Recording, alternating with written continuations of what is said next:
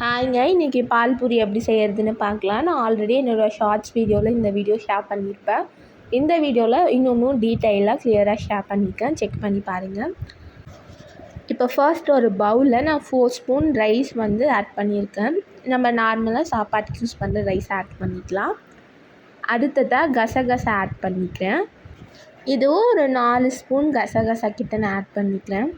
So இந்த அரிசி நம்ம எதுக்காக சேர்க்குறோம் அப்படின்னா, கொஞ்சம் திக்னஸ்க்காக தான் அரிசி அண்ட் கசகசா ரெண்டுமே சேர்க்குறோம்.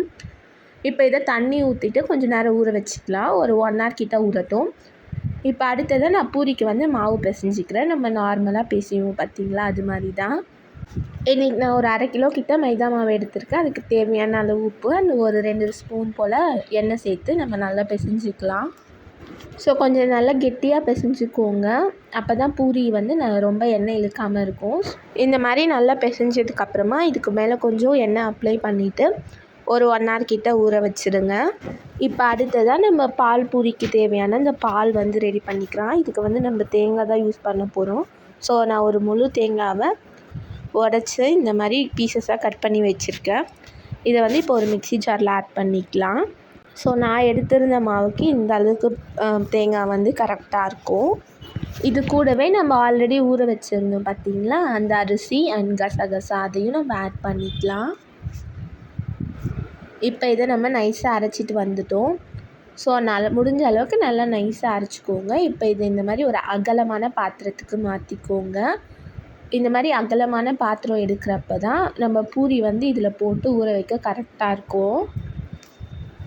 ஸோ அந்த தேங்காவையும் ஊற்றிட்டு தேவையான அளவுக்கு தண்ணியும் ஊற்றிக்கோங்க. ஸோ இப்போ கேஸில் வச்சு நம்ம இதை நல்லா கொதிக்க விட போகிறோம். கொஞ்சம் நிறைய தண்ணி ஆட் பண்ணிக்கோங்க, ஏன்னா கொதிக்க கொதிக்க கெட்டியாகும். இப்போ இது கூடவே நம்ம 1 கப் அளவுக்கு சர்க்கரை ஆட் பண்ணிக்க போகிறோம். ஸோ இனிப்பு உங்களுக்கு எவ்வளோ தேவையோ அதுக்கு தகுந்த மாதிரி நீங்கள் சர்க்கரை ஆட் பண்ணிக்கோங்க. நான் இன்றைக்கி இந்த 1 கப் அளவுக்கு ஆட் பண்ணிக்கிறேன். இப்போ இதை நல்லா மிக்ஸ் பண்ணிவிட்டு கொதிக்க விடலாம். நல்லா இந்த தேங்காய் பாலோட பச்சை வாசனைலாம் போய் நல்லா கொதித்து வரணும். கைவிடாமல் மிக்ஸ் பண்ணிக்கிட்டே இருங்க, இல்லைன்னா கெட்டி பட்டுரும். நான் எந்த அளவுக்கு மிக்ஸ் பண்ணுறேன்னு பாருங்கள். ஸோ இந்த அளவுக்கு நல்லா திக்கன் ஆகி வர வரைக்கும் நம்ம இதை கொதிக்க விடணும். இப்போ இது கூட நான் ஏலக்காய் பவுடர் ஆட் பண்ணிக்கிறேன்.